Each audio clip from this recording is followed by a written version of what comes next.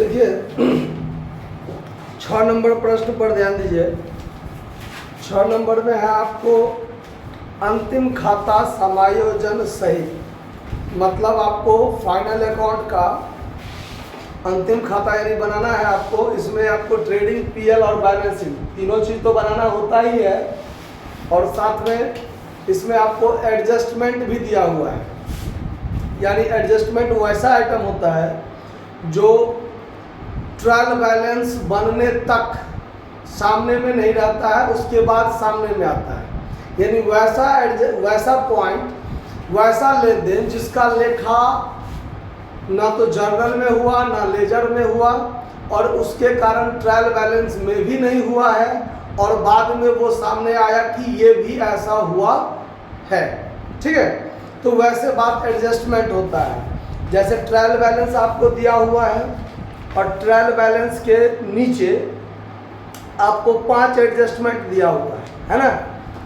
जैसे अंतिम stock furniture पर 10% हरासित कीजिए, और अदत्त वेतन, पूर्वदत्त वेतन और पूंजी पर 5% ब्याज दीजिए। मतलब ये सब पॉइंट आपको एडजस्टमेंट है, इस सब पर आपको काम करना है। तो एडजस्टमेंट जो होता है, जो ट्रायल बैलेंस के भीतर है, फाइनल अकाउंट में उसका एक जगह ही चर्चा होगा। फाइनल अकाउंट में सिर्फ एक जगह चर्चा होगा, ठीक है। और जो ट्रायल बैलेंस के बाहर एडजस्टमेंट में है, समायोजन में होता है, उसका 2 जगह चर्चा करना होता है, ठीक है। क्योंकि वो छूटा हुआ लेन देन है। जो छूटा हुआ लेन देन है दोहरी लेखा प्रणाली के अंतर्गत उस ट्रांजैक्शन को 2 बार तो लिखा जाएगा। अब 2 बार लिखा जाएगा में किसको कहाँ लिखा जाएगा, ये पॉइंट समझ में आना चाहिए। तो आप देखिए जो सब आइटम होता है, जैसे सैलरी पीएल अकाउंट में होता है, तो पीएल अकाउंट आपको पीएल अकाउंट यहाँ बनाते हैं ना, ट्रेडिंग और पीएल एक में ही बनता है। तो ऊपर में कुछ भाग ट्रेडिंग और नीचे में कुछ भाग पीएल बनता है। तो जब सैलरी पर आपको एडजस्टमेंट दिया होगा तो सैलरी प्रीपेड या आउटस्टैंडिंग 2 तरह से हो सकता है। या तो हम प्रीपेड कर दिए हैं, पहले दे दिए हैं, या फिर अभी तक नहीं दिए हैं, 2 बातें हो सकती है ना। तो ऐसा एडजस्टमेंट है। तो आप इसको हम आपको पूरे सवाल को बताते हुए पॉइंट क्लियर करते हुए चलेंगे, नहीं तो ज़्यादा लंबा वीडियो बन जाएगा। देखिए सवाल में कहता है कि श्री आनंद के निम्नलिखित तलपट से 31 मार्च 2013 को समाप्त होने वाले वर्ष के लिए व्यापारिक लाभ हानि खाता और उसी तिथि को चिट्ठा बनाइए जिसमें आनंद की पूंजी। तो हम लोग इससे पहले भी 4-5 सवाल देखे हैं, उसमें क्या बनाते थे, तो एक एक आइटम को देखते चलते हैं और जो जहां जाने वाला होता है वहां पर भेजते हुए चले जाते हैं।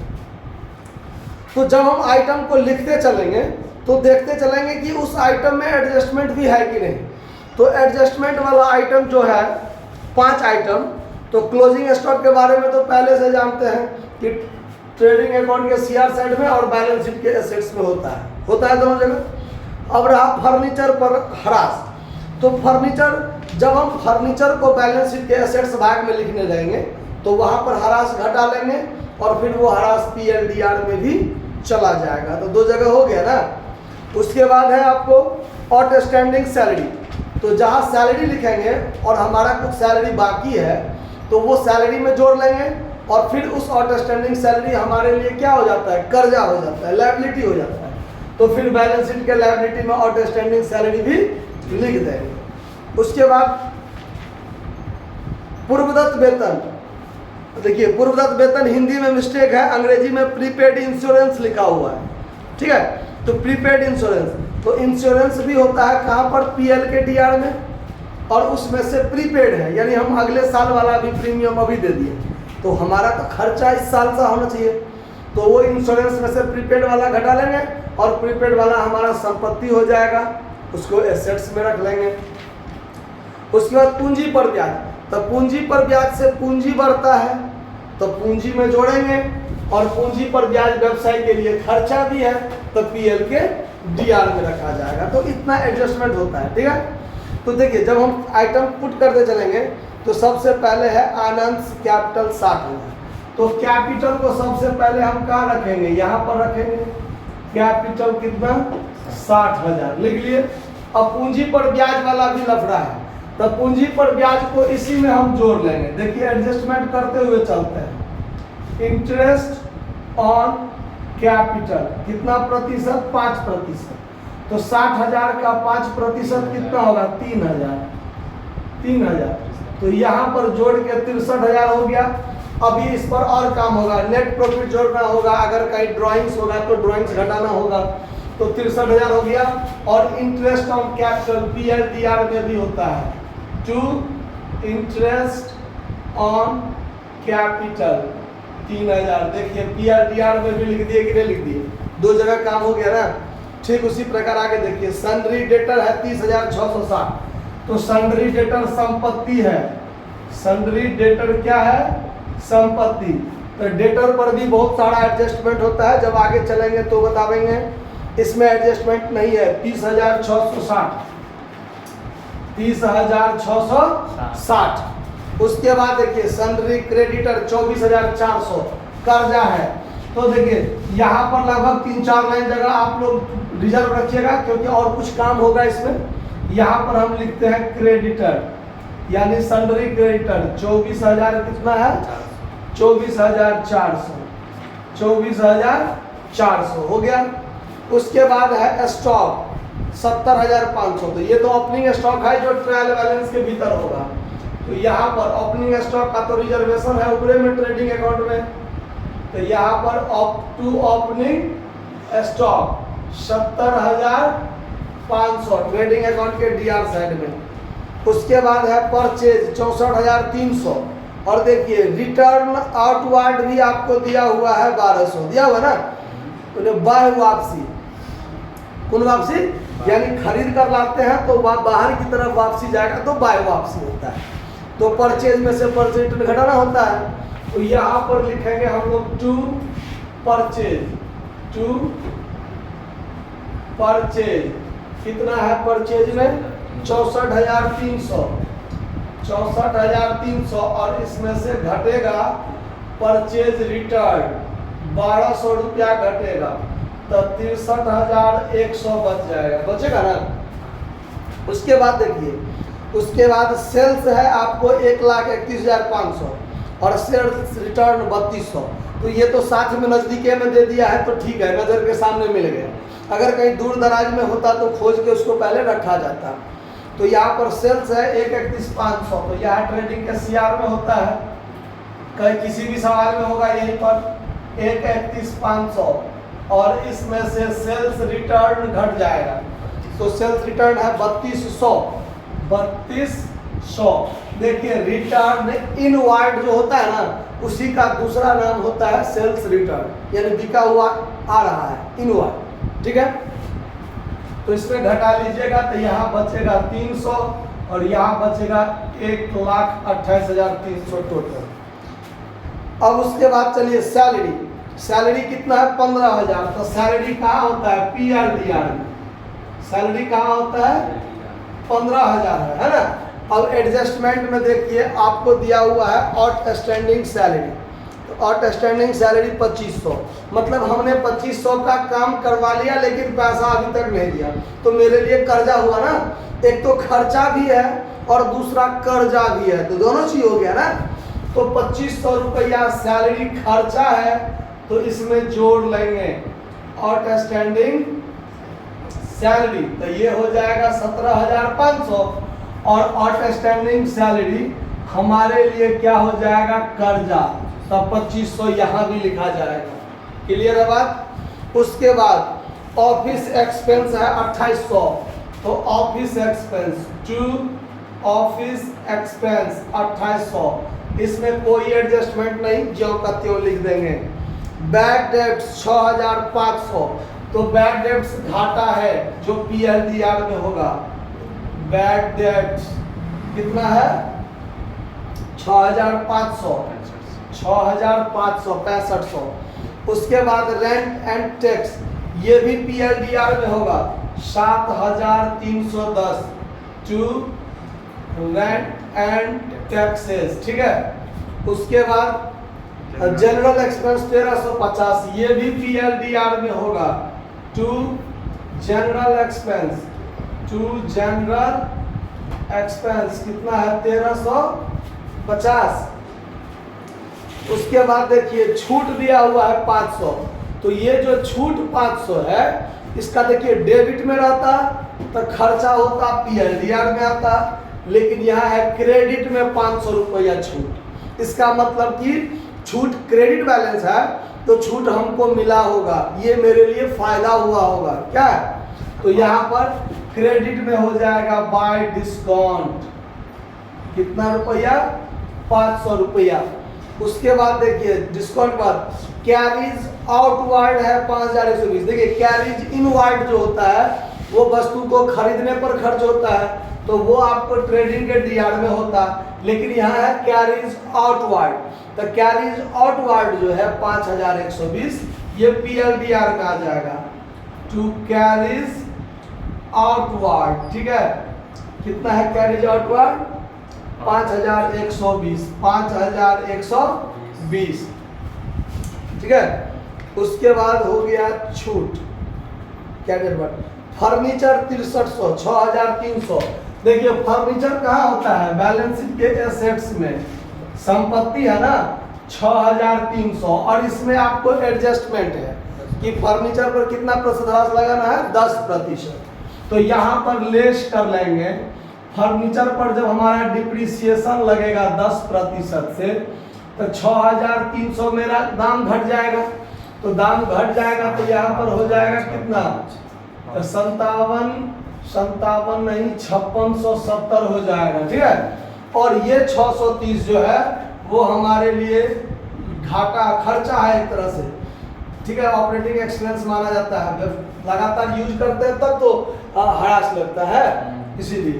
तो ये हो जाएगा टू डिप्रिसिएशन कितना 630 रुपया। उसके बाद इंश्योरेंस है कितना 900, तो इंश्योरेंस 900, इसमें प्रीपेड इंश्योरेंस आपको दिया हुआ है 100 रुपया।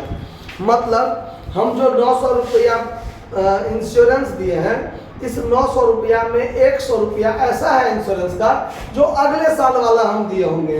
प्रीपेड का मतलब क्या होता है समय से पहले दे देना, तो अभी समय नहीं आया है लेकिन हम दे दिए हैं, तो अभी कौन सा समय वर्तमान साल तो चल रहा है, खत्म हो गया, आज अंतिम दिन है, आज फाइनल अकाउंट बना रहे हैं, तो आज का समय तो बीत गया, इससे पिछले वाला साल तो बीत गया, अब फिर भी हम प्रीपेड दिए हैं तो आने वाले समय के लिए, तो आने वाले समय कब है अगला साल है, इसका मतलब 100 रुपया जो हम प्रीपेड इंश्योरेंस किए हैं वो अगले साल के लिए, तो इस साल का खर्चा तो नहीं हुआ तो उसको घटा लेंगे।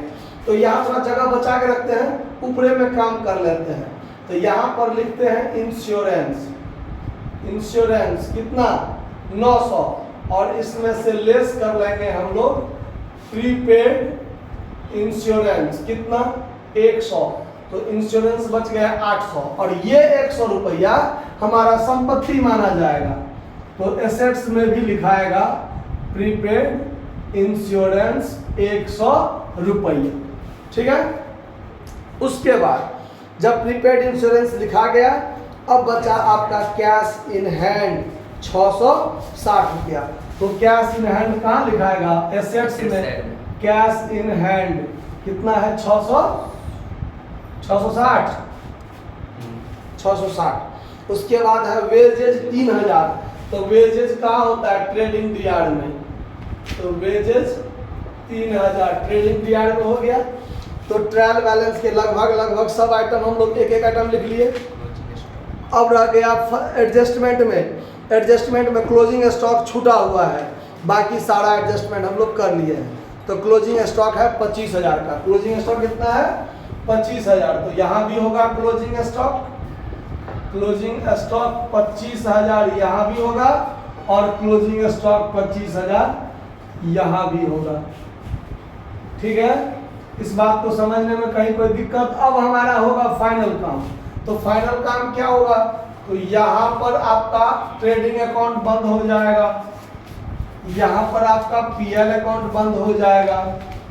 ठीक है, तो अब हम इसको अगर जोड़ें तो 1,53,300 ये हुआ, तो यहाँ भी 1,53,300, और इसमें से इस तीनों को घटाइएगा, जो बचेगा वो आपका ग्रॉस प्रॉफिट हो जाएगा। CD, ठीक है। और ये ग्रॉस प्रॉफिट कहाँ आ जाएगा, यहाँ आ जाएगा। तो बाय ग्रॉस प्रॉफिट BD। तो ग्रॉस प्रॉफिट कितना आया आपको घटा के 16,700। आंसर में है 16,700, एक बार वो भी चेक कर लीजिए। तो 16,700 है, तो ये ग्रॉस प्रॉफिट यहाँ आ जाएगा 16,700। अब इसको जोड़िए तो 16,700 और 500 तो 17,200। 17,200 देखिए डेबिट साइड भी ज्यादा हो सकता है, ये 17,200 है, यहाँ 17,500 अकेले है। इसका मतलब ये साइड क्या होगा, कम होगा, और ये साइड क्या होगा, ज्यादा होगा। तो हमारा क्या निकलेगा, लॉस निकलेगा। तो ये टोटल यहाँ नहीं होगा। तो इस साइड का टोटल जोड़कर देखिए कितना होता है, जो होगा उसको यहाँ भी रखिए, और फिर यहाँ क्रेडिट साइड में आपको निकल जाएगा नेट लॉस। तो ये टोटल को जोड़ के देखिए कितना होता है।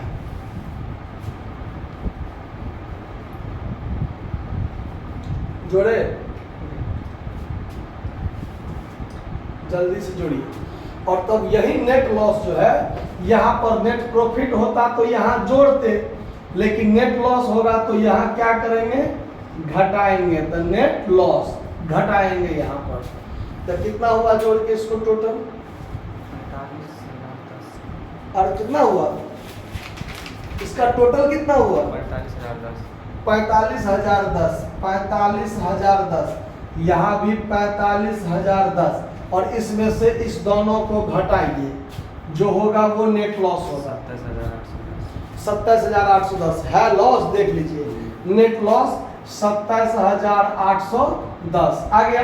अब अगर ये नेट, अगर इधर घटता तो नेट प्रॉफिट होता, और वो नेट प्रॉफिट इसमें जोड़ते। यहाँ आया नेट लॉस, तो ये नेट लॉस यहाँ क्या करेंगे, घटाएंगे। तो 27,810 इसमें से घटा लीजिए, ये आपका लॉस हो गया है। तो जब इसको घटाइएगा तो 190 इधर आएगा, और यहाँ रह गया 2, 12 में से 7 गया 5, और यहाँ रह गया 5 में से 2 गया 3। ठीक है, घटाओ देख लीजिए, क्योंकि हमको जोड़ घटाओ में दिक्कत हो जाता है। अब देखिए, अब इस दोनों को जोड़िए, टोटल अगर बराबर हो गया, बैलेंस शीट आपका बराबर हो गया, तो फिर आप सही हैं। तो इसको पूरा को जोड़ने पर क्या था, 5 4 9 1 10 90 24 2 26 27 27 आप 25 हो गया 62। तो 62,090 हुआ। इधर भी देखिए जोड़ के, तो इधर भी 62,090 अगर हो जाता है तो आपको सवाल पर क्या प्राप्त हो गया, विजय प्राप्त हो गया। और यहाँ पर ट्रेडिंग पीएल अकाउंट बनाती है ऑफ, तो यहाँ पर एक चीज ध्यान रखना है, ऑफ करके किसका बना रहे हैं। तो ये जो व्यवसाय का नाम होगा या उसके मालिक का नाम होगा, वो चीज आपको वहां देना है। तो देखिए श्री आनंद का है, तो यहाँ पर trading and PL account of Shri Anand आपको लिखना है। ठीक है, यहाँ भी आपको श्री आनंद लिखना है, श्री आनंद। और ये किस तारीख को खत्म हुआ है, और ये बैलेंस शीट एज ऑन क्या तारीख को है, वो भी आपको लिखना है। तो 31 मार्च 2013 हमारे पास पुराना वाला बुक है, 31 मार्च 2013। आपके पास करंट बुक होगा तो उससे कोई फर्क पड़ने वाला नहीं है। यहाँ 17 दे दे, 18 दे दे, 2021 22 23 कुछ भी दे दे, कोई फर्क नहीं पड़ने वाला है, सवाल सेम होगा। तो यहाँ पर 31 मार्च 2013 लिख दीजिए। तो एडजस्टमेंट में बस यही ध्यान रखना है कि किस आइटम से संबंधित एडजस्टमेंट है, उसका दो जगह काम होगा। एक जगह हमारा जो आइटम है सैलरी पीएल से रिलेटेड है, पीएल में तो पीएल में होगा, और एक जगह एडवांस होगा, प्रीपेड होगा तो एसेट्स में, आउटस्टैंडिंग होगा तो लायबिलिटी में। तो इस सब टाइप से आपका एडजस्टमेंट वाला सवाल बनाना है। तो इसको नोट कर लीजिए।